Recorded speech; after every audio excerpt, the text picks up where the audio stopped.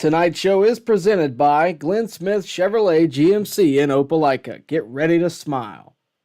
Hey man, this is the guy. This is our guy. This is the guy who's been with this team, who's been a part of this rebuild. He was one of our guys that we got while he was still in the minors. He's been with us his entire major league career. That is the argument for bringing back Fried, right? Do you want him to be a lifetime Brave? I'm sure many of us do.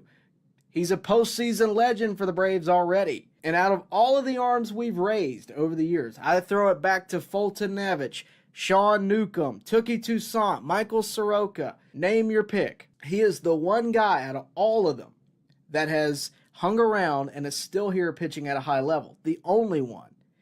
But it only happens. Max Fried only returns if it is a team-friendly deal. That is the reason I don't think it's going to happen. Hello, baseball fans. You're watching On Deck with Tyler Redmond.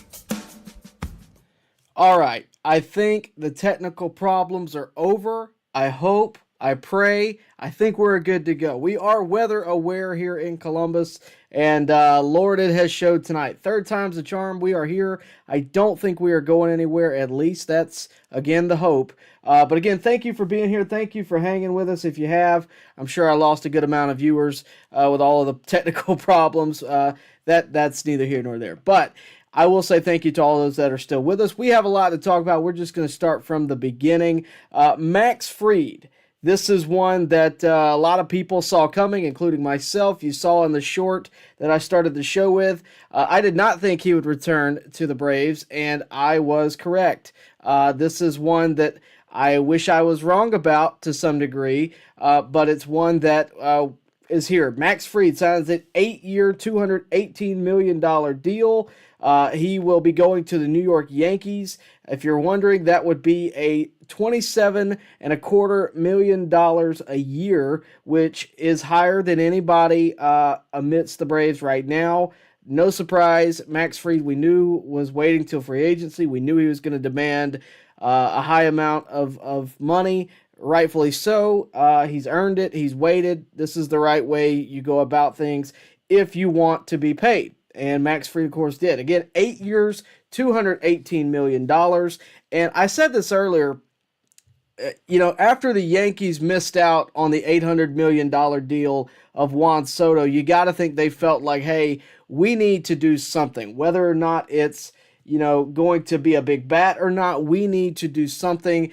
And they went all out and got Fried. This is a huge deal. I doubt they would have done it had they locked up Soto to that original above $700 million deal that they were talking about.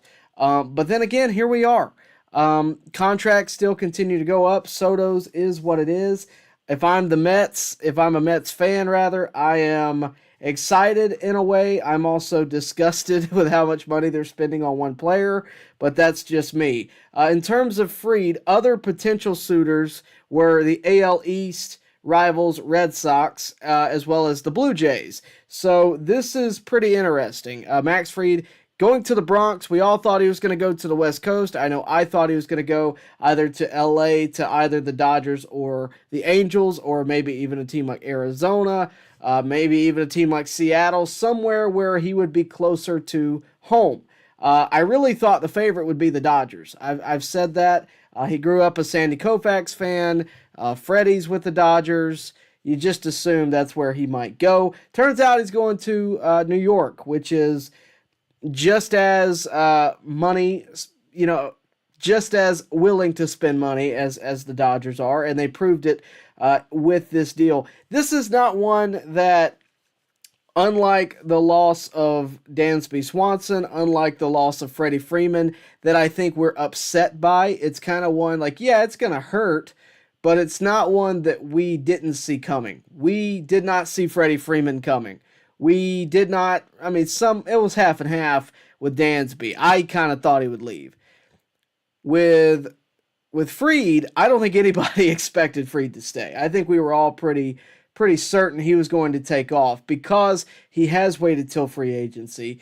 He has done really well, and he could probably use a change of scenery when you look at the past few years with injuries and everything else. Now, I mentioned the other potential suitors. So you had the Yankees, Red Sox, and Blue Jays really going at it to acquire Max Fried. And the one team you don't see in that you would expect to see in that, is Atlanta. They were not really competing here to keep Fried. And you may be thinking to yourself, well, why would they not want to keep Fried? It's not whether they want to or not. Look at the price, 27 a year for 8 years. That right there said, oh, okay, this is where the conversation is. Yeah, we're getting out. Alex Anthopoulos, I don't believe, was going to go down that road. And again, it's not so much the 27 million a year, even though that would make Fried the highest paid player on the Braves, which some people may say that, that's okay. I don't so much mind that. I would tell you that I wouldn't particularly love it, but it is what it is. Some people are going to disagree with it. Some people are going to like it. But 27 million a year is not the problem, in my opinion. I think it's more along the lines of the 8 years. I think that is more the issue that you're looking at when it comes to Fried here. I don't think it's the price. I think it's the time and a little bit of the price, but more so the time put in, because the Braves are going to be expected to pay almost $30 million a year to a player who has had plenty of injuries over the past couple of years, has been a little bit unreliable. He had an issue in the postseason a couple of years ago. He missed substantial time this past year. This is a lot to commit to somebody who, sure, may pass a physical, but you just don't know what the underlying issues are. And if anybody does, it's the Braves. And the fact that they weren't really highly invested in this market tell you that they don't value him at $27 million. And Fried should go where his value is highest. He should. Part of that is the players' union. Part of that is whatever the case may be. But Max Fried, $27.25 million a year for 8 years to round out to $218 million. It's a deal that I'm kind of glad the Braves didn't sign. All due respect to Max Fried, all due respect to everything he has done in a Braves uniform. It has nothing to do with that. It has everything to do with bottom line, where's the money going, and frankly, we have other things to target. Whether that be starting pitching, or whether that be the outfield, whether that be the bullpen. We have a lot of other things to target. So, as of right now, the Braves' current rotation is as follows. You have Chris Sale, reigning Cy Young Award winner, Spencer Strider, who will be hurt to start the season. More on that in a second. Reynaldo Lopez and Spencer Schwellenbach. You have 4 guys there that are good. The problem is you have a big gaping hole in the 5th slot. You don't know who that's going to be.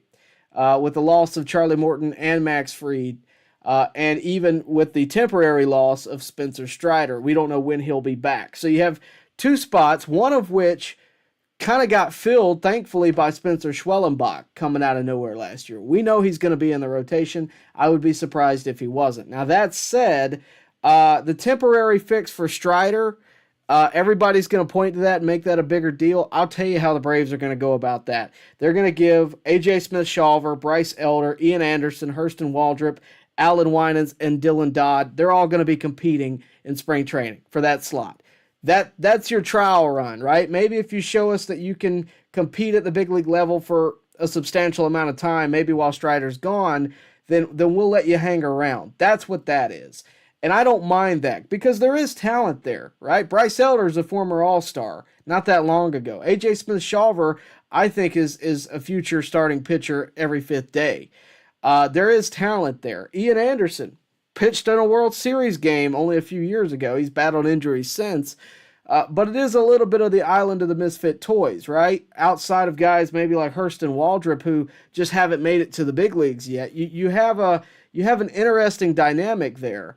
And I think that's what they're going to do. They're going to explore that pool of players and see who comes out on top. That's how I think they handle the absence of Spencer Strider, because it is a temporary absence. It could be 3 weeks. It could be a month and a half. We don't know how long it's going to be. It could be till the All-Star break. We don't know.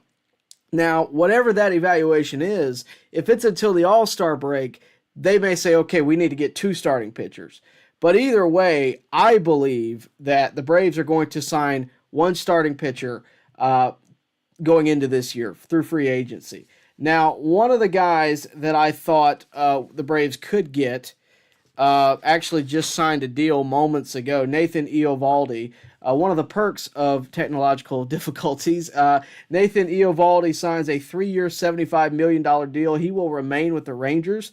So he gets paid $25 million a year. That's probably a little too high for the Braves. Good on the Rangers for keeping him around. He's been a good hand. I don't think that's a problem. I did like him because I thought he was relatively affordable. His previous deal was 2 years, $34 million, which would have put him at $16 million a year. That's more in the Braves tax bracket for the most part. And he'd also be willing to sign short term, which 3 years is about what I would expect. Guys like him, though, we're going to start with this one, Charlie Morton, which, this isn't so much in replacing Fried. It's more about how do we fill the slot. And Charlie Morton, he's 41 years old, but we know who he is. Here's the deal with Charlie Morton. I don't want to pay Charlie Morton what he was making. 2 years, $40 million. I just don't see that happening. I don't see $20 million per year. Maybe if you just want to throw him a bone, if you're confident that he's going to be healthy all year. But we've seen plenty of 40-year-olds, Justin Verlander, Max Scherzer, and they're two surefire Hall of Famers, and they didn't perform well after they passed the age of 40. It's not to say that he won't. It's just a risk that the Braves are taking, especially in giving him that spot where the only other chance you're really going to have at acquiring anybody is the trade deadline. I just don't know that that's really what they want to do.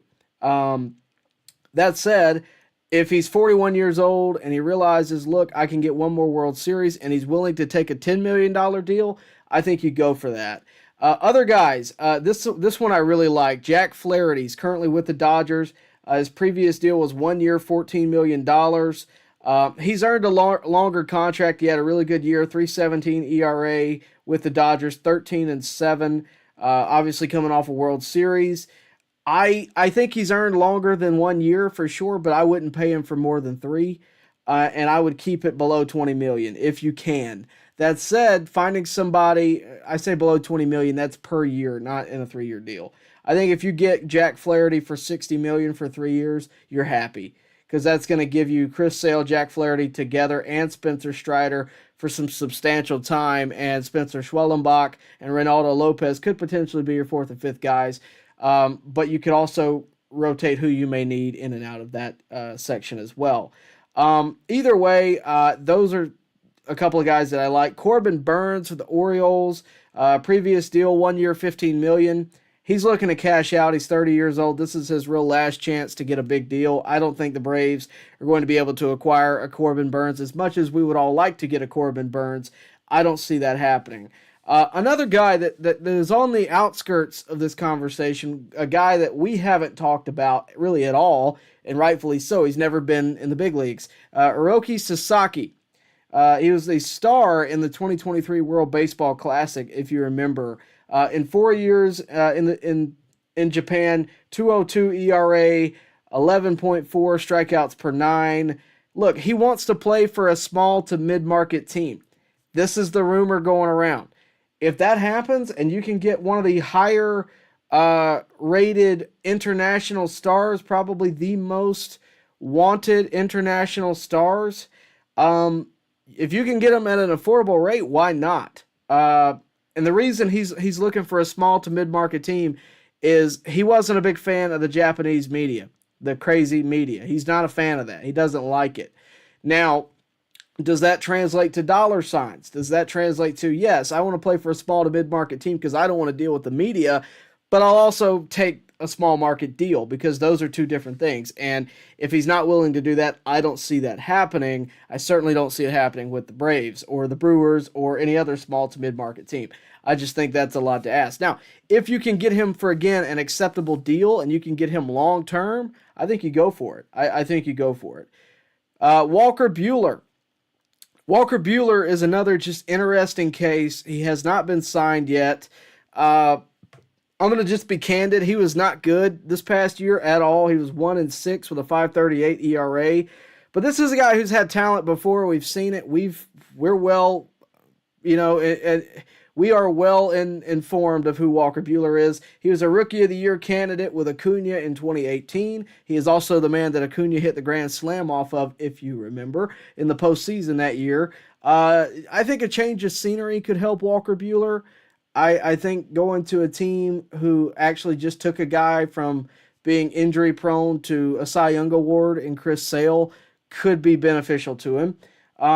But I don't know for sure. I think he's going to want a deal. I think he'll be relatively affordable, and I think he's the kind that you pitch the Josh Donaldson effect to, right? You say, look, we're going to sign you for 1 year, $20 million, and whatever you do, that will justify how much you get paid next year. Maybe not by us, but you can get your market price back to where you need it to be.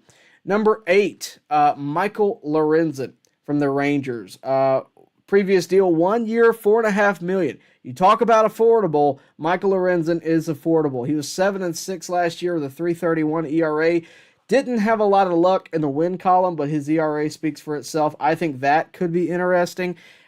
These are kind of the lesser deals. If you just need somebody for depth or to fill time or whatever, this is kind of what I'm thinking. James Paxton, he spent time with both the Dodgers and Guardians last year. I believe he battled some injuries.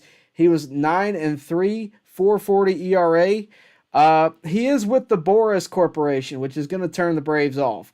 But he is also pretty affordable. 1 year, $7 million. I think at that point you kind of say, okay, well, he's with the Boris Corporation, but it's $7 million. It's not $400 million. The last one, and this is actually pretty interesting, division rival actually with the Washington Nationals, Trevor Williams. 2 years, $13 million was his previous deal. Through 13 games, he had a 2.03 ERA. He was 6-1. That is by far his best year ERA-wise. Normally, it's more like a 4.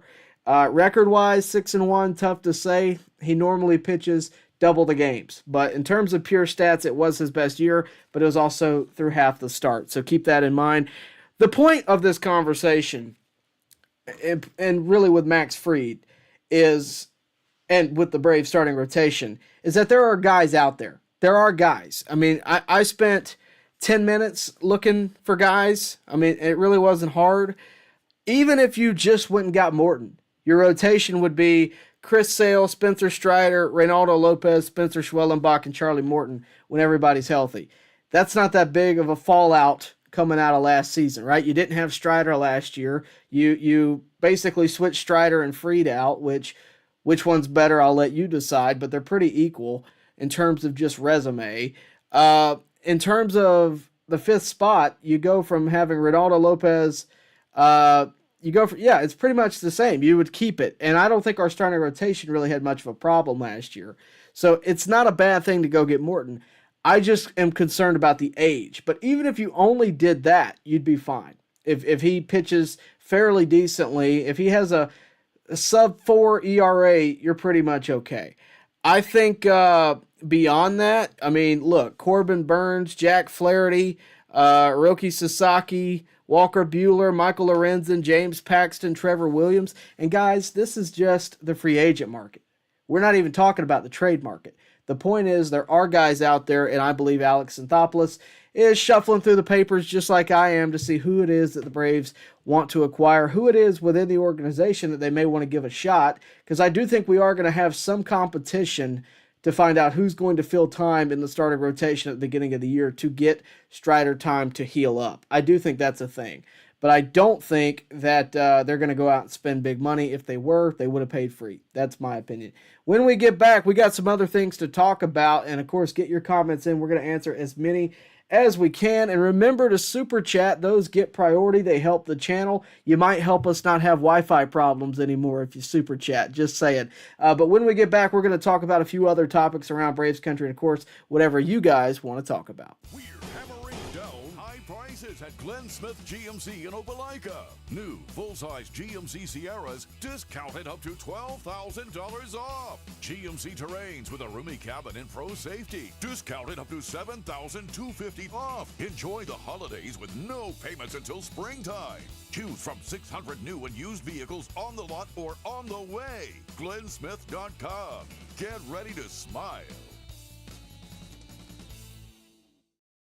We're hammering down high high prices at Glenn Smith Chevrolet in Opelika. New Chevy Silverado 4x4 crew cabs, discounted up to $12,000 off. Brand new 2025 Chevy Equinox compact SUV with high-tech features, discounted up to $4,000 off. Enjoy the holidays with no payments until springtime. Choose from 600 new and used vehicles on the lot or on the way. GlennSmith.com. Get ready to smile.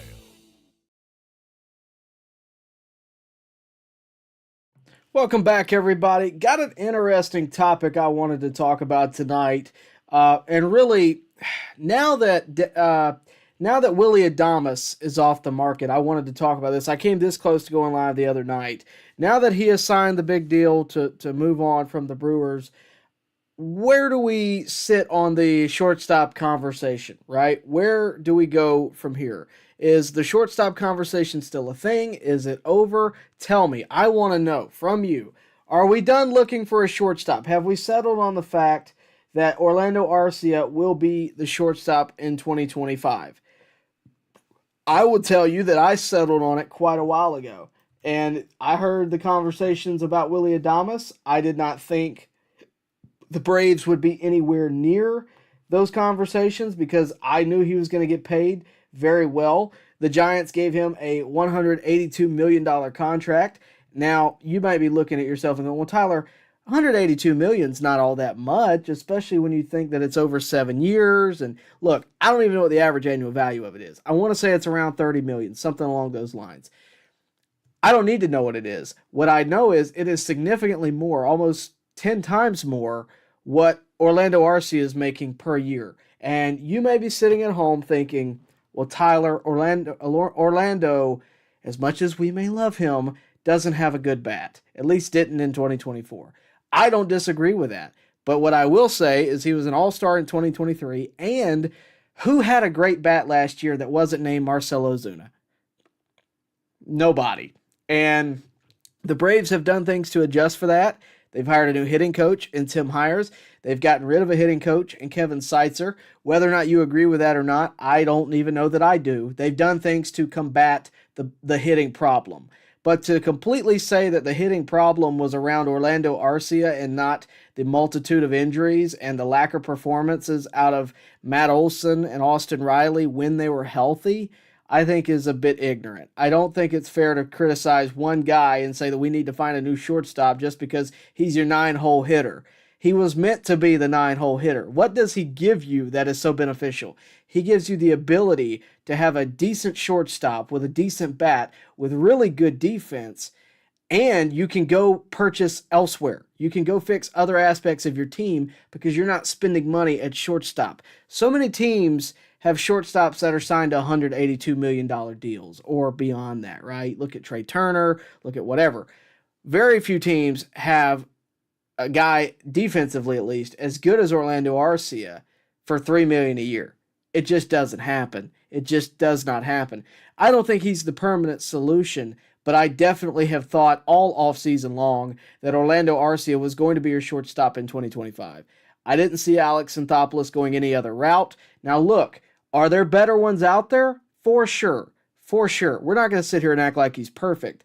But to sit here and suggest that we should pay a guy $30 million a year for maybe 10 more homers, I don't know. I just don't see it. And look, I get it that Orlando is not the favorite.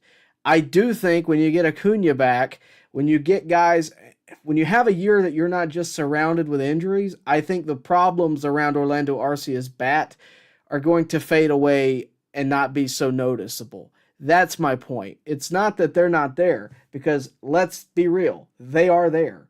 I just don't believe that they're as big of a problem as we as fans tend to make it to be, because that's how I see it. So, I mean, what do you guys think about Arcia, right? I mean, tell me what you think. I want to hear it in the comments section. Let me know what you think. But Arcia, for me anyway, when I look at where we're at and what we're doing, Orlando Arcia is kind of an unsung hero. And I know a lot of people aren't going to like that. Tyler, how could you say that Orlando Arcia is an unsung hero? The guy's making $2.3 million a year, right? You get what you pay for offensively, but defensively, what he's given you has been nothing short of phenomenal for the price, right? Just remember, we could have had Vaughn Grissom there. We could have. Why did we pick Orlando Arcia? Why did we do it? Well, you may be thinking, well, we traded Vaughn Grissom for Chris Sale. Sure, don't deny that, but that's not why we traded him. We traded him because he couldn't play defense. And do you remember how big of a problem it was that Vaughn Grissom couldn't play defense? Don't you remember how many fans rallied around, man, this guy just cannot play. He cannot play. His glove is not there. I remember it very well. I remember the reaction to it was very high, right? And we tend to do that as fans. We tend to do that as spectators of the game. Something happens, we zero in on it, right? Orlando Arcia doesn't have the offensive year he did in 2023. We're zeroed in, right? He's probably one of the weaker hitters on the team. We're zeroed in.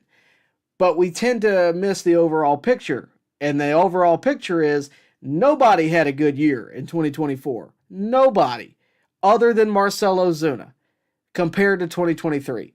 Not a single soul on that team had a better year other than Ozuna. That was it. So to sit here and zero in on Arcia, I think is a bit unfair. When we get back, we're going to address something else. We're going to talk about Brian Snitker. Will he retire at the end of this season? We'll let you know when we get back. We're hammering down high prices at Glenn Smith GMC in Opelika. New full-size GMC Sierras discounted up to $12,000 off. GMC Terrains with a roomy cabin and pro safety discounted up to $7,250 off. Enjoy the holidays with no payments until springtime. Choose from 600 new and used vehicles on the lot or on the way. GlennSmith.com. Get ready to smile. We're hammering down high prices at Glenn Smith Chevrolet in Opelika. New Chevy Silverado 4x4 crew cabs discounted up to $12,000 off.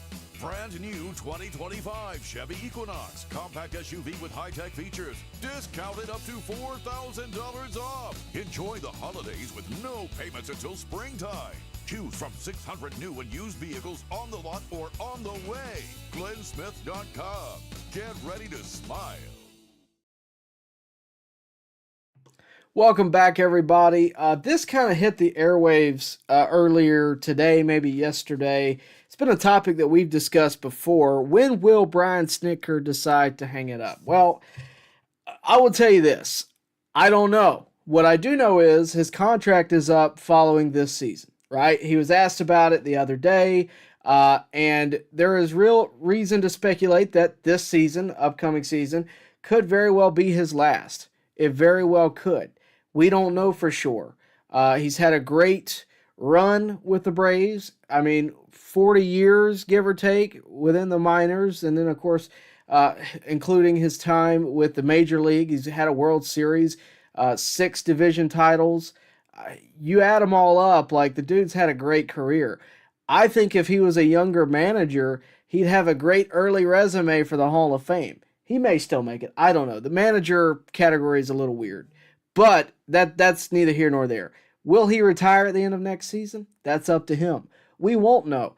I think it'll be a quiet exit. I don't think he'll make it a big deal. He's never been known to do that. I have had plenty of interactions with Snit over the years. And I would tell you that I don't think he's one to look for attention. I don't think he's one to make a bigger deal out of things than what it needs to be. I think you'll have some emotion. I think you'll have, some kind of speech. But I don't think that Brian Snitker will make it a huge deal. He's not going to tell you on opening day that this is the last year. He's just not. He's going to quietly exit and hand it off to whoever he feels or whoever the Braves feel is the rightful replacement. Now, that could be somebody within the organization. It could be somebody from outside the organization. I will tell you that from within the organization, there are guys that I think could follow in his footsteps. Not going to put those guys out there, but there are guys that I think could be that.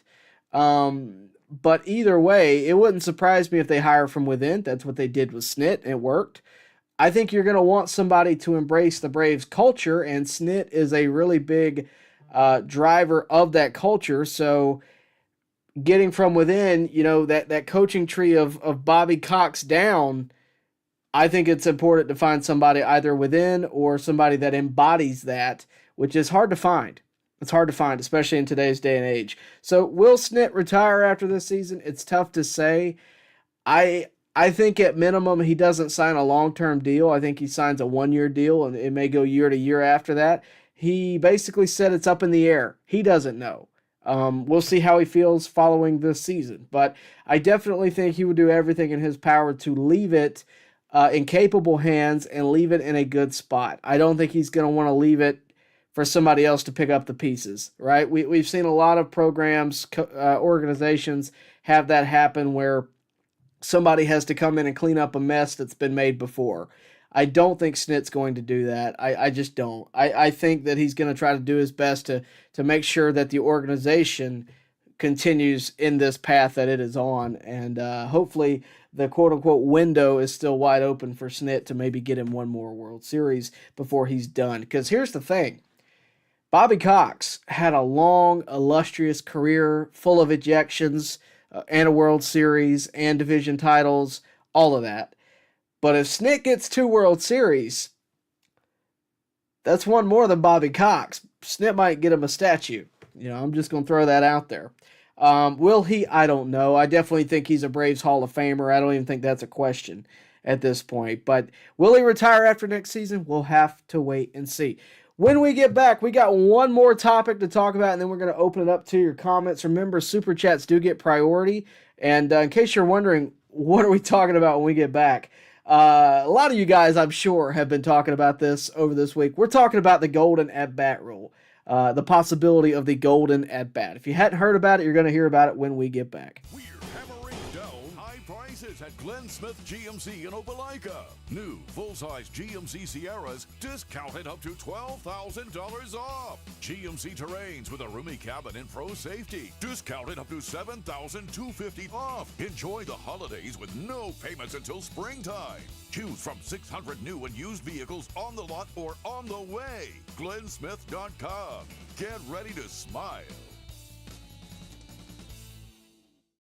We're hammering down high prices at Glenn Smith Chevrolet in Opelika. New Chevy Silverado 4x4 crew cabs discounted up to $12,000 off. Brand new 2025 Chevy Equinox compact SUV with high-tech features discounted up to $4,000 off. Enjoy the holidays with no payments until springtime. Choose from 600 new and used vehicles on the lot or on the way. GlennSmith.com. Get ready to smile. All right, welcome back. Boy, oh boy. And in a world where I could talk about so many things, I'm going to spend my time talking about this. The golden at-bat rule. For those of you that have not heard about it, which if you're watching this channel, I find hard to believe. I find it very hard to believe. The golden at-bat rule is basically any time in the game. Let's say it's bottom of the ninth, bases loaded, and Orlando Arcia is at the plate. You can say, nope, we're using our one golden at-bat rule, and we're going to put Ronald Acuna in that spot. That may sound great for Braves fans. I find this hokey. I find it jokey. I find it just a terrible idea for the game of baseball, right? We've already changed baseball in a million different ways, right? The runner on second rule in extra innings, the pitch clock, the bigger bases, which that's so far down the list at this point. We've just changed it at a radical pace. And now we're suggesting throwing out the rule book and playing, a video game, basically. That's what this is. This is more hokey than like professional wrestling, right? It doesn't make sense. I find it moronic that we're even talking about it, because kids playing pickup baseball know that it's against the rules for your best hitter to get every at bat, right? Or to get the at bat at the end of the game just because. You don't go out of lineup. This is ridiculous that we're suggesting this. And look, Rob Manfred has since come out and said, well, I'm not personally in favor of it, but this was a preliminary conversation that was had. Well, then, buddy, you shouldn't have said anything because this is not a good look for the sport, for you. This is terrible. So many people have gone to Twitter about this. I'm very late to the conversation. I was just amazed that this was even a part of the baseball lexicon. That's where I was with this. How are we even talking about it? How is this even a conversation? 10 years ago, if you had told somebody that we would have changed the runner on second rule, right, or added the runner on second rule, added a pitch clock, added whatever, and now we're talking about this, they would look at you like you're stupid. Because why? It is stupid. That's why. I can't believe that the baseball commissioner would even entertain an idea like this, right? I heard somebody the other day, in fact, it was my father, say that Rob Manfred is trying to turn it into basketball, right? Basketball. And it's more like an arcade game. I mean, this doesn't make sense. It just doesn't make sense. And I don't see how this would ever translate to a real game of baseball. I don't see how we could ever take it seriously. And look, we already are doing so much to control the time of the game. Can we just do a little bit less to control the overall aspect of the game? Like, if you're already going to do this much to control how much the game is timed out, right? You don't want the game over 3 hours. They want so bad to get the games within a 2-hour window, right? And to be honest with you, I'm not that against the pitch clock. I don't really care about the pitch clock.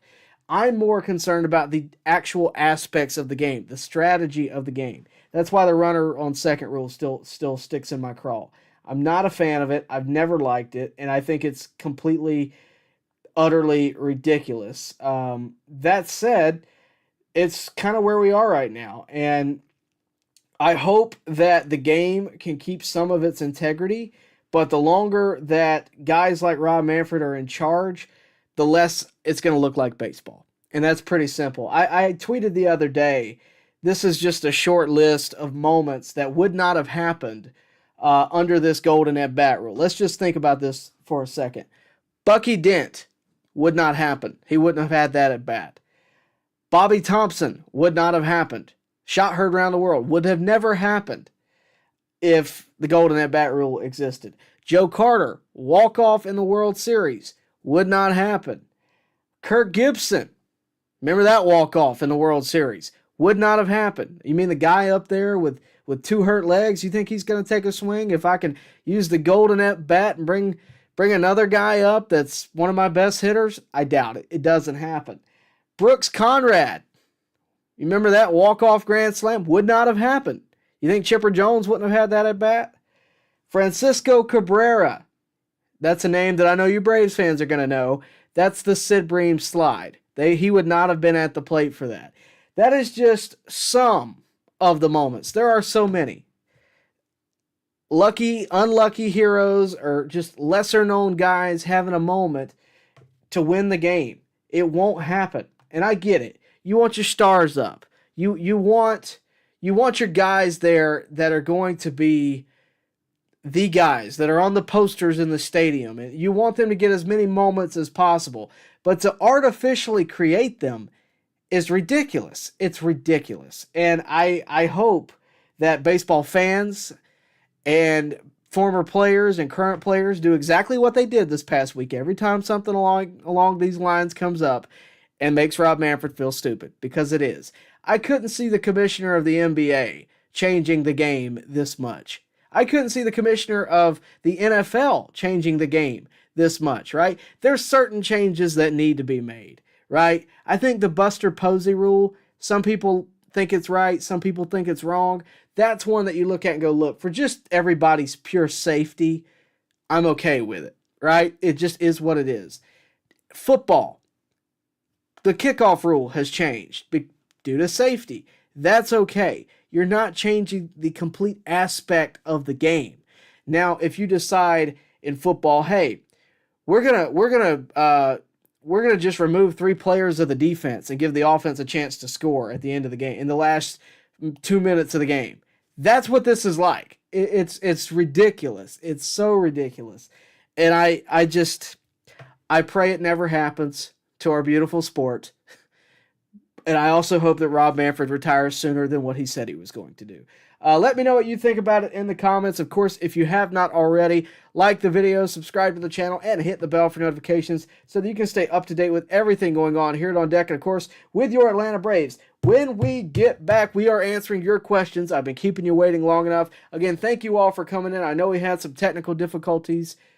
Thank you for hanging around. Really do appreciate it. The internet is not my friend, and neither is streaming equipment, and frankly, neither is the weather. It's all working against me tonight. But if you super chat, you may help us keep us on the air, and of course, you'll get read first. You'll be first in line for reading comments. So just keep that in mind. And again, thank you for being here. We'll see you right after the break. We're hammering down high prices at Glenn Smith GMC in Opelika. New full-size GMC Sierras discounted up to $12,000 off. GMC Terrains with a roomy cabin and pro safety discounted up to $7,250 off. Enjoy the holidays with no payments until springtime. Choose from 600 new and used vehicles on the lot or on the way. GlennSmith.com. Get ready to smile. We're hammering down high prices at Glenn Smith Chevrolet in Opelika. New Chevy Silverado 4x4 crew cabs discounted up to $12,000 off. Brand new 2025 Chevy Equinox compact SUV with high-tech features discounted up to $4,000 off. Enjoy the holidays with no payments until springtime. Choose from 600 new and used vehicles on the lot or on the way. GlennSmith.com. Get ready to smile. Welcome back, everybody. Let's get into the chat. You guys have been real proactive. Really do appreciate you being here tonight. And really, again, thank you for hanging through all the technical difficulties. Let's go ahead and read through all of what we got tonight. I see a lot of folks in the chat, so much so that I have to refresh. So give me just a second. Yeah, really, again, appreciate you guys hanging around tonight. Didn't have to do it, and you were able to do it. Big news on the day with Max Fried. I figured we'd have a good crowd, and wanted to get on as quickly as we can. A lot of folks talking about the Eovaldi deal, $25 million average annual value. Didn't think the Braves should pay $25 million. If they were going to do that, they should have just tried to get Fried. But it is what it is. Jake Hobby says, I'm going to miss Fried. Hope we give him a standing O like we did with Dansby and Freddie. I'm sure that we will. One thing I'll say about Fried that I appreciate in terms of his free agency, which doesn't get said very often, but I'm going to say it in this case. He didn't go around the bush, right? And I still think Freddie didn't know everything to do with his free agency. I don't think he knew everything. But I appreciate the fact that it wasn't, I want to stay here, I want to stay here, I want to stay here, and then you didn't. I appreciate that. It was pretty honest.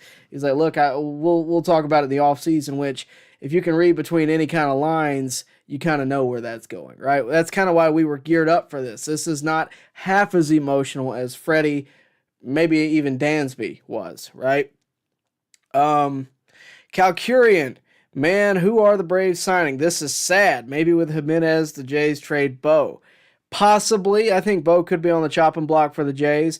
I still don't think that the Braves are going to sign him. I think they're going to stick with the guy who's they're paying $2.3 million a year to produce. I think they're going to go with Orlando, to be honest with you. I just don't see a world where they would trade somebody to pay more for equal to not very much better results. I couldn't see it. Mass Boost, Spencer Turnbull would be a good option, similar to Eovaldi, but at a much lower cost. Well, let's look him up. Spencer Turnbull. I saw the name. There's a lot of names out there, to be honest with you, and so much so that it's tough to kind of go through all of them. I read through just basically to show you that there are options. There are plenty of guys out there for the Braves to acquire. Spencer Turnbull. Here's the thing. He was with the Phillies, 2.65 ERA. He only had 7 starts, though. He looks like he's more of a reliever. Let's see, 54 innings pitched. I don't think he's from Demopolis, Alabama. Believe it or not, I've been to Demopolis. I don't hate it, but I don't. He is a lesser price for sure. I think comparing him to Eovaldi is a little bit more of a stretch because Eovaldi, you're talking about a guy who's got postseason experience, a guy who, I mean, last year he's like 12-8, with a 3.80 ERA. Turnbull's got a good ERA, but the innings pitched just aren't there, at least in terms of last year. I'm kind of looking now. He is much younger than Eovaldi. His best year was probably 2021. 2022, he was injured. He had a 2.95 ERA in 21 through 9 games. But here you go. In a season where he started 30 games in Detroit, this is young Turnbull. He had a 3.99 ERA, right? He's got a career 3.83 ERA. That's more along the lines. What kind of deal did he have? And again, I'm doing this live. I have had no preconceived opinion. Yeah, so he's a $2 million cost last year. I think it's possible just because, like you said, he doesn't cost as much. I think that would be your best bet on getting Spencer Turnbull to Atlanta, is that he doesn't cost all that much. But even then, I don't know if he's shown enough innings pitch-wise for the Braves to really do anything there. Especially, I'll put it to you this way. Why would you trust Turnbull, who you're going to pay to come in, right, when he's primarily a reliever last year for the Phillies, when you have A.J. Smith-Shawver, Bryce Elder, Ian Anderson, Hurston Waldrop, Alan Winans, and Dylan Dodd sitting on the bench, right? I just don't know that Turnbull is a guy that you're going to go, yep, forget all those guys. Let's give that guy a shot, right? Now, that said, Reynaldo Lopez was that guy last year, and nobody expected it, so it's kind of tough. Michael Carey wants to know, are the Braves going to do anything? Maybe not at winter meetings. The Braves tend to do more under-the-radar moves, and to do it under the radar, you kind of have to wait till after winter meetings to do it. I think that'll probably be the case. I'm not surprised to see Fried handled at winter meetings. He's the biggest free agent pitcher there was. Not surprised at all that that's the case. And look, you saw quickly after Fried signed, Nathan Eovaldi signed maybe an hour after the fact. So that just tells you the price has been set and the dominoes are going to start falling for starting pitchers. They're waiting on Fried to go through. Here we are. David Thatcher wants to know, why didn't the Braves sign Fried 2 years ago? Well, I've said this before. You'll never hear it. It'll never be public record. But I've said it before. I personally believe the Braves probably tried to, right? They probably tried to arrange a meeting, and Fried probably made it clear, I want to wait till free agency. Because, look, I appreciate the fact that we got Acuna and Albies on a great deal, but I'm sure most players are like, that's great and all, but I would like to get paid what I'm worth. And Fried's probably one of those players. And he is worth what he got paid. Otherwise, he wouldn't have got paid it. But the Braves don't typically like to do that. They like to lock up guys young. Michael Harris, $10 million deal. Michael Harris, if he waited till free agency and he performed like he did for the next 5 years, he'd be worth a $200 million contract. Minimal. Great defense, good bat. He'd be, $200 million, easy, right? But because he's with the Braves and because he got locked up early, that's not the case. That's how the Braves operate. Some people think it's wrong. I think it's smart business. I think it allows the Braves to look at other aspects of the team and work with it, and also have guys locked up for a long time across the entire team, which in this day and age is extremely rare. I mean, that's something that, like, teams that were successful at that in the 80s were dominant. Big Red Machine, perfect example. Those guys were locked up for a long time. They never left. And they were good year after year after year, right? Because you had guys like Rose, Bench, Perez, Morgan, all locked up, right? And because of that, not to mention George Foster and King Griffey Sr. and, Dave Concepcion, whoever you want to throw, they had these guys locked up. Now, the Braves don't get to lock up 10 players like that, but they have quite a bit locked up. I mean, think about it. Well, they might have 10. Let's think about it. Riley, Olson, Harris, who am I? Strider, Murphy, that's 5. Acuna, Albies, that's 7. Chris Sale's locked up for a couple years. Okay, but that's 7 major players that are locked up for a long time, right? And that's on top of my head. I'm probably missing somebody. That doesn't happen very often. Sure, players might sign 7 players to 3-year deals, or teams may sign players to 3-year deals, but they're not signing them to 10-year deals like we have. They're just not. It's not happening. And that's because they're expensive. That's why. We got a super chat. Remember, super chats get you put in the front of the line. Maverick says, well, one way the Braves can tick off the Phillies fans is by signing reliever Jeff Hoffman at 2.2 million average annual value, along with Mentor at 6 million. Sign a starting pitcher and get two outfielders. Jeff Hoffman. I definitely think we need a reliever. Is Jeff Hoffman a lefty by chance? Let's look him up. I don't know much about Jeff Hoffman. Jeff Hoffman had a 2.17 ERA through 68 games, so 68 appearances, 89 strikeouts per 68 games. That's pretty good. He had a good year last year. He's a one-time All-Star, and that was last year. After 9 years in the big leagues, he was an All-Star. I want to see. Now, I will tell you this. He had a much better year 2023-2024 than he ever did in his career. That could just be with getting older. It could be that that's when he went to the Phillies and got on a better team and were competitive, and that just naturally makes you better. He is a righty, which that doesn't completely throw him out. He was on a 1-year, $2 million deal.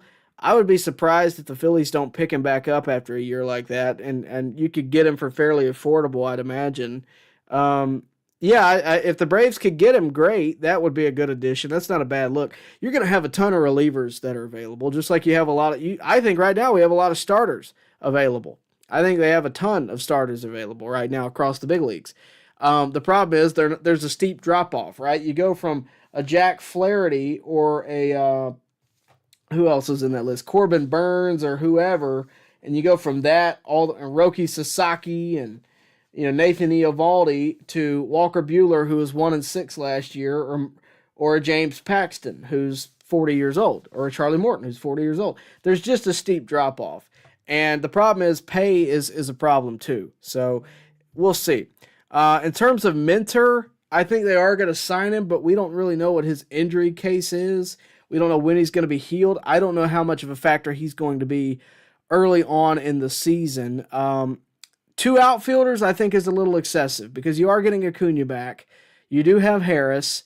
I think you need one outfielder. I do think that. I've heard Taylor Ward. I want to say he's getting shopped around today. I don't think he's signed anywhere. Correct me if I'm wrong. I've been doing a live stream for an hour. But Jurickson Profar interests me, but there's a lot of outfielders out there that interest me. I think Jason Hayward would be an interesting choice just because you could get him for an affordable rate. He could start the season in the outfield while Acuna is recovering and then go to the bench if Acuna comes back and is healthy. I think he's also a pretty good leader, but we'll see. But in terms of starting pitcher, I think that's your priority, especially with Free gone. I think that is definitely your priority. Thank you, Maverick, for those 2 super chats. The Braves would be at $24 million left before luxury tax.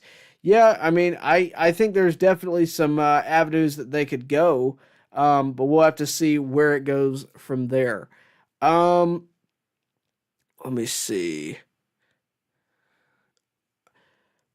A lot of folks in here talking about the shortstop position. People are speculating. Jake Hobby's speculating on Corbin Burns. He's probably either going to Boston or Toronto since they did not get freed.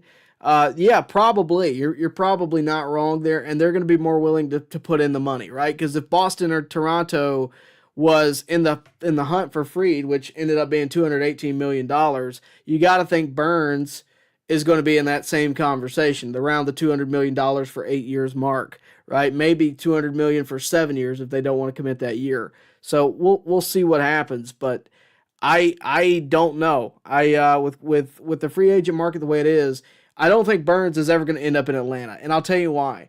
The Braves are not going to want to commit 10 years to a pitcher. They're just not unless their name is Spencer Strider. It's just not going to happen because that's the one guy that they've done that with. Think about all the pitchers that have come through, all the way back to Fulte and Newcomb and obviously Freed and Soroka, and I mean a lot of talent. They might have been short-lived talent, but they were a lot of talent there. They didn't sign any of those guys long-term. Why that is, I don't know. I don't think this front office believes in signing pitchers long term. I think they believe in the fact that hitters are much more durable, arms can go out like that, and they don't want to sign anybody long term, right? Think about our starting rotation right now. Let me look at it real quick. Chris Sale, I think a 3-year deal. Spencer Strider, the one guy, he's hurt by the way. Imagine that. The one guy they signed to a long-term deal, he's hurt. Ronaldo Lopez, short-term deal. Spencer Schwellenbach hasn't even signed a deal. He was a rookie last year. They don't have a lot of guys like that. Charlie Morton was on a 1-2-year deal. Freed was on his first contract through arbitration. So they don't do that. They just let it play out. They assume that they can rebuild their pitching staff through the farm system, which right now is tough because, yes, you have guys, but are they guys that you're going to want to use in your starting rotation for a whole season, for multiple seasons? Hard to say. It just is what it is. Probably not would be my answer. A lot of folks in here tonight, really do appreciate it. It's going to be tough for me to catch up on all these comments. Matthew says, am I the only one that is surprised that if the Yankees were going to spend that much on a starting pitcher, they didn't just go after Corbin Burnes instead? Burnes actually won a Cy Young and is higher ranked. Sure, I don't even disagree with that. I would say that they probably felt like they needed to go ahead and get on the ball. Freed was more open to talks than Corbin Burnes based on what we're seeing in terms of who's talking to who. I've heard a lot more about Freed than I have about Burnes. I would say Freed is probably going to go cheaper than Burnes because of the injury history, because, like you said, Burnes has a Cy Young under his belt. I think Baltimore might re-sign Burnes, to be honest with you. I think there's a lot of ways it could go. I would be surprised if Burnes doesn't try to top that deal. And the Yankees probably felt like we need to do something to show that we are looking to pay people here because we just lost out Juan Soto to the Mets of all people, which makes the other New York team sick that they lost Juan Soto to them. But it is what it is. Garrett Clemens, I'm going to read this exactly how you typed it. Braves ain't going to be no good unless they spend some cash. I feel like I've heard that a lot over the past couple of years. And I don't disagree with you, but just because they're not spending an exorbitant amount of cash doesn't mean that they're not going to be good. Because do you really want to pay Soto $800 million, $80 million across 10 years, or $50 million across 15, whatever it is? I don't want anything to do with that. I think that's gross. I think it's terrible. I think it's terrible for an organization. It's probably going to end up in another Bobby Bonilla day because they're going to want to defer the money. I didn't like the Shohei deal. I hate this Juan Soto deal. I absolutely think it's atrocious because here's the thing. Shohei, $700 million. But in theory, the guy can pitch and hit. He's probably one of the greatest baseball players of all time. Juan Soto, great bat, great left-handed bat, no doubt about it. But a lot of the reason he had a great year this year was because he was playing at Yankee. I'm just saying.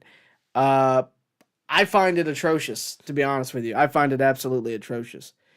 The Dixon Way says, like button smashed. Okay, that goes for everybody. Hit the like button. In my opinion, Strider and Ronald won't be back till after the All-Star break. Dixon, I respect you. You know I do.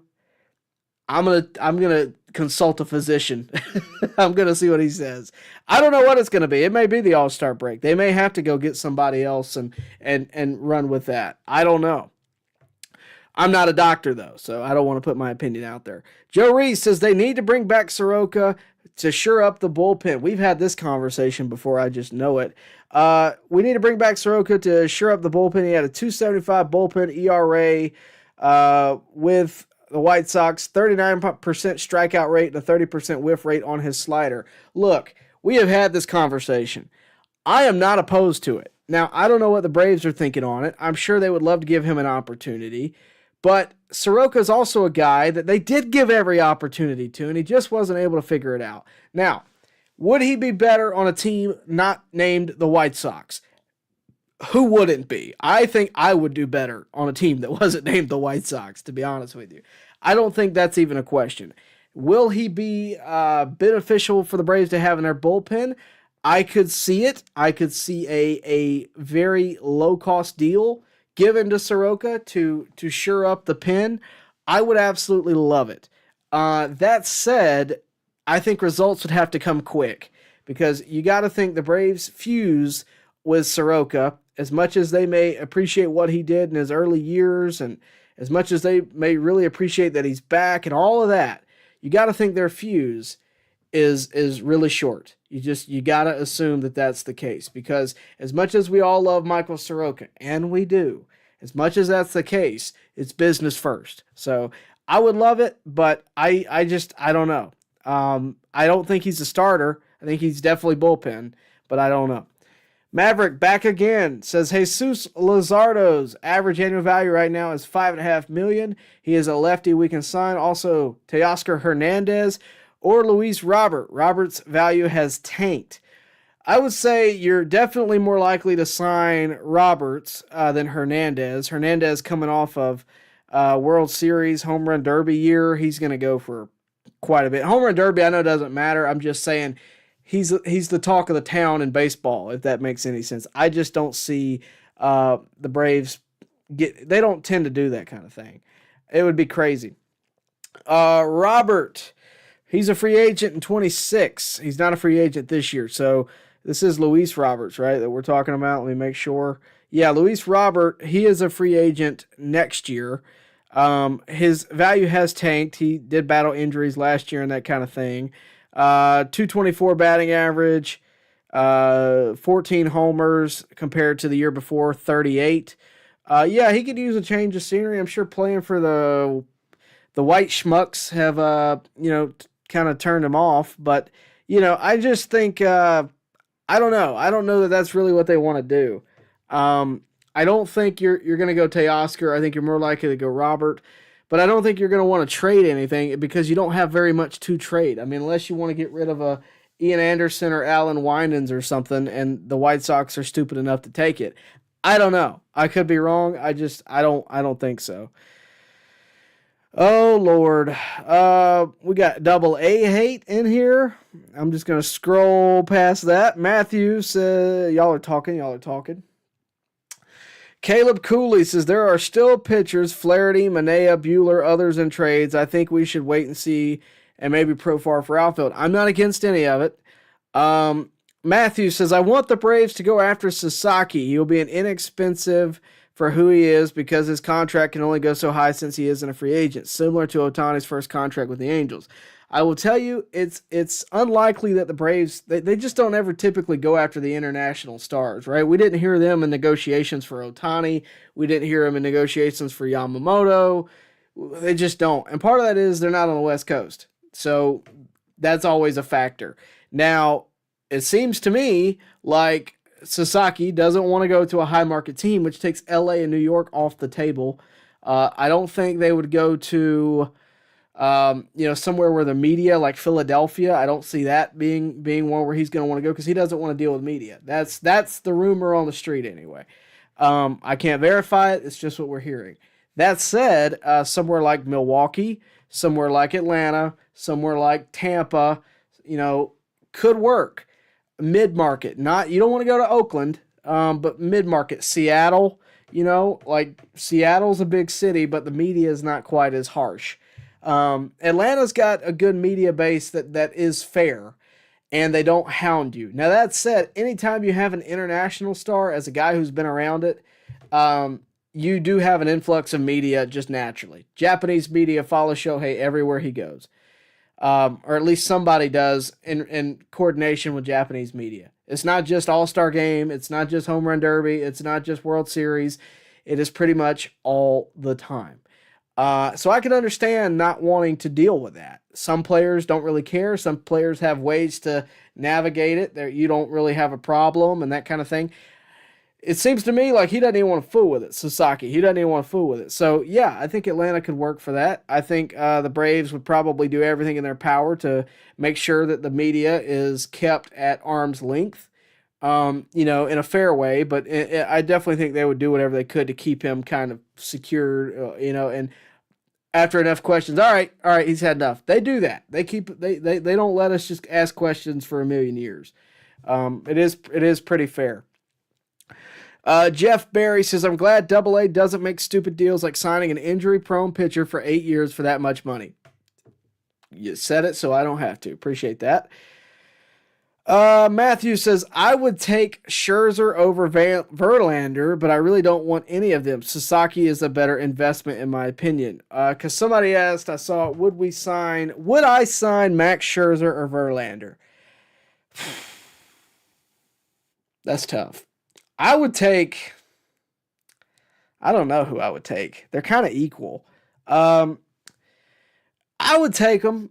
I wouldn't take them for more than five million because I mean they're old, you know. I mean they've probably hung around too long, but I would let them give it a shot and maybe one last swan song. I'm not opposed to that, but it would be for an affordable rate.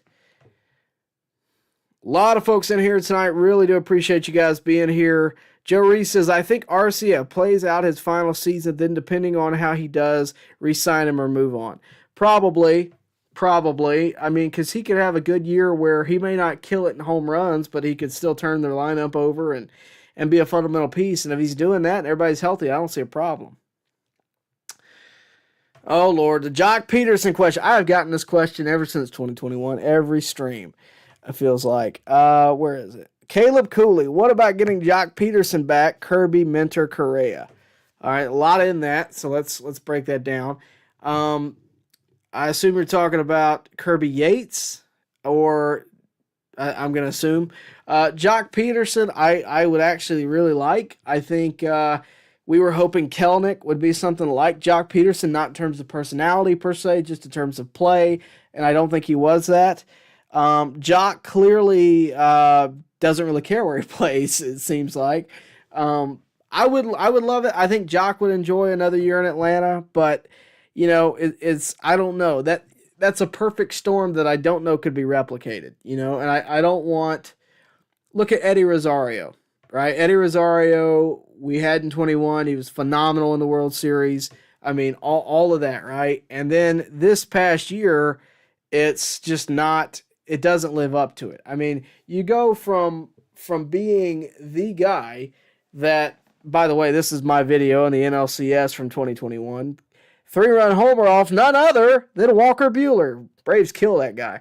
That said, you go from this to not being able to see the following year to, I think we DFA'd him, and then we brought him back this year, and it just wasn't the same, you know? And we all love Eddie Rosario for this moment and for what he did in that series and what he did in that postseason, but it's just, it's tough to replicate that perfect storm twice, and I don't know that with Jock, it would be much different, right? Like, we all love Jock for who he was and what he did for the team in 21, but I just don't know that could be replicated again, right? Like, I just don't know. If it happened, I'd be rocking the pearls, but it's tough to say. Let's see. Cody says, Arcia is a great shortstop, but the bat is lacking. But he had some clutch hits and is still a year removed from being an all-star. We can still go with him, but we have to get healthy everywhere else. That's kind of my point, right? Like, the problem is not Arcia. He's not the solution, but he's not the problem. The problem is everybody's unhealthy and everybody did not perform like they should. That's the problem. It's not Arcia, and I'll defend Arcia there. Let's see. Jeff Nelson, I'll take a good glove up the middle with a weak bat. That's the way it used to be in the 60s. I was not around for the 60s, but I agree with you. It's a throwback, right? Like, they're not supposed to be a power player or a power bat. It just is what it is. Let's see. Tough crowd, Corey. I see you. Corey, I have not forgotten about you. I'm going to send that off this week, I assure you. Corey, by the way, in our recent Johnny Estrada, we did a sit-down interview with Johnny Estrada. If you have not seen it, I suggest you go watch it. A lot of good little stories and nuggets for the old-time Braves fans from the early 2000s. My time. He won the Johnny Estrada signed baseball. If you can see it, the light's kind of bright, but if you can see it, I'll zoom it in. Corey, this is yours. I got to mail it, but this is yours. I will do that. High school football playoffs are killing me right now, but I will get to it, I assure you. Let's see.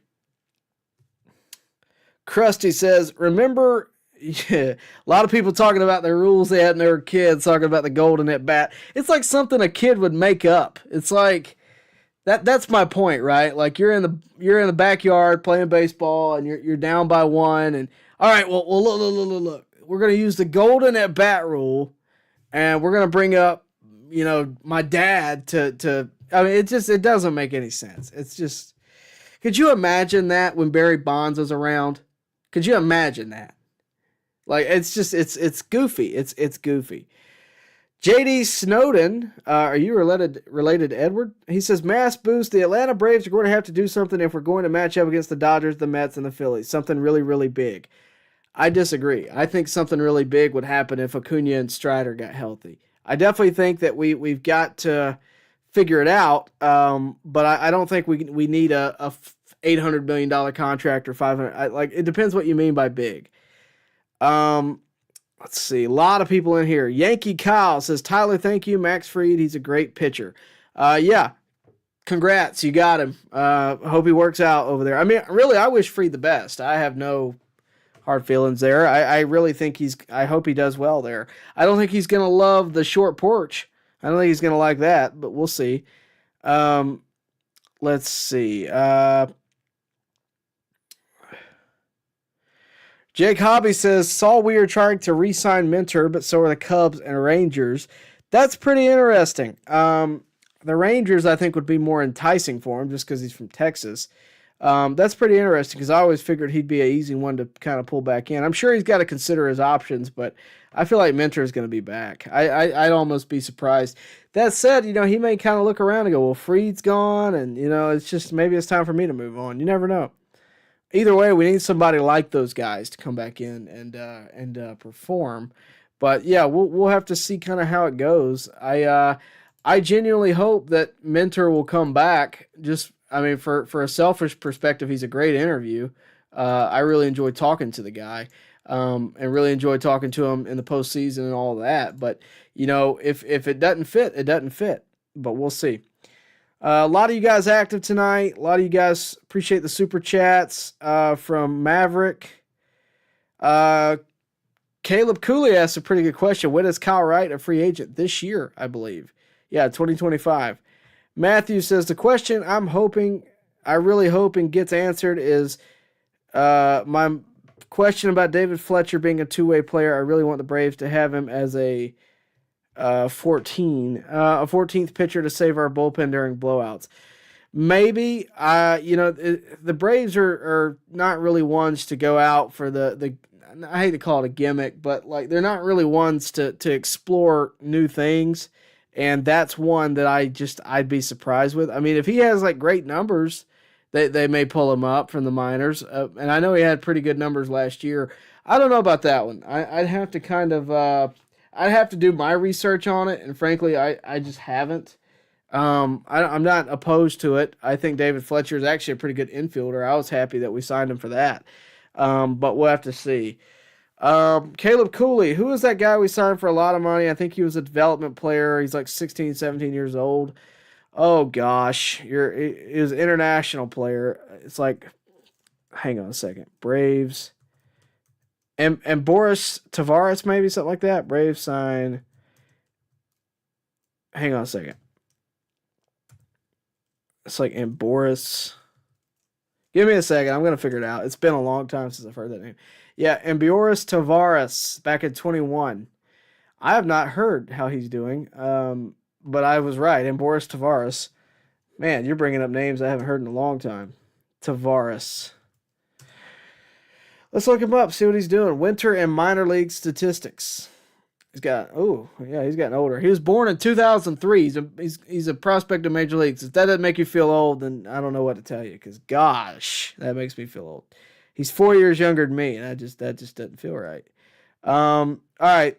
In Rome, he had a 199 batting average. In rookie ball, he had 277 batting average. But in Rome, he had 199 through 50 games, 3 homers. So nothing that's like jumping off the page. Fielding, he was relatively fine. I think he's a few years away. I mean, right now, he is 21. So, I mean, we'll have to see how it goes. We'll have to see how it goes. Let's see.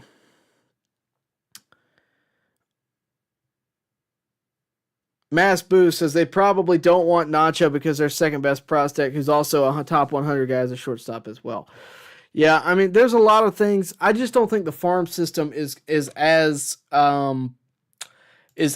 productive as it was a few years ago, mainly because all those guys have come up. It's tough to keep the farm system 110% year on year on year on year on year. It's really hard to do that. And the Braves, unfortunately, just don't have the farm system they used to.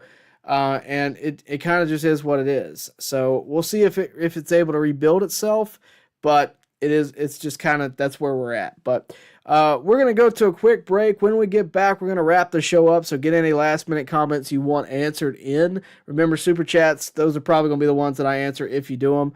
But we'll answer a couple more when we get back. Remember to like the video if you have not already and subscribe to the channel. We'll be right back. We're hammering down high prices at Glenn Smith GMC in Opelika. New full-size GMC Sierras discounted up to $12,000 off. GMC Terrains with a roomy cabin and pro safety discounted up to $7,250 off. Enjoy the holidays with no payments until springtime. Choose from 600 new and used vehicles on the lot or on the way. GlennSmith.com. Get ready to smile. We're hammering down high prices at Glenn Smith Chevrolet in Opelika. New Chevy Silverado 4x4 crew cabs discounted up to $12,000 off. Brand new 2025 Chevy Equinox compact SUV with high-tech features discounted up to $4,000 off. Enjoy the holidays with no payments until springtime. Choose from 600 new and used vehicles on the lot or on the way. GlennSmith.com. Get ready to smile. Welcome back, everybody. Couple more questions to answer. Caleb Cooley wants to know, how about Montgomery, Lawler for Kelenic, Arcia, and Anderson? Throwing a lot at me right there. Who is this Lawler cat you're talking about? Sorry about that. I need to know context before I can give you anything. Lawler.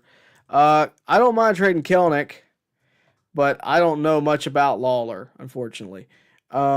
Kelenic, I think is still good to have, but Montgomery, I don't know. I feel like Kelenic, Arcia, and Anderson's a pretty good package. I think for that you really want to get something that's like at least one player that's you feel like, okay, that's going to push us forward. And I don't know. The Diamondbacks' top shortstop prospect. Okay, but here's the thing. Here's the thing about that trade that I don't like. Prospect, right? You want to give up Kelenic, proven major league player, Arcia, proven major league player, good defensive shortstop, and Anderson, who has been a proven. I don't even care about Anderson really in this trade, but I just don't see it happening. I don't think you want to have a shortstop prospect. We've had that. We had that with Vaughn Grissom. I'm not saying Lawler is Vaughn Grissom. I don't know anything about the guy. But I'm just saying you're trading a known commodity for an unknown commodity at the shortstop position. And I don't know that I really want that. The wild one. Realistically, Braves are going to land a pitcher via trade, either Monty or someone like Sonny Gray. I would love Crochet, but might be too much of an asking price. Might be. It's going to be a huge asking price. That's the White Sox only way out of where they're at right now. They're going to try to get as much as they can out of Garrett Crochet, out of Luis Robert, because he's going to be traded. He's a free agent at the end of next year. They'd be dumb not to trade him. But they're going to try to get as much as they can out of those two guys. And maybe more than that. I think they're going to ask an exorbitant amount. And they may not trade him because of it. Because the White Sox operate on a foolishness first basis. And we'll see what happens. But I think Garrett Crochet is kind of a lot to ask for. Guys, with that said, we are going to wrap up the show. Really do appreciate you guys staying with us because you didn't have to. We were having all kinds of technical difficulties at the start of it.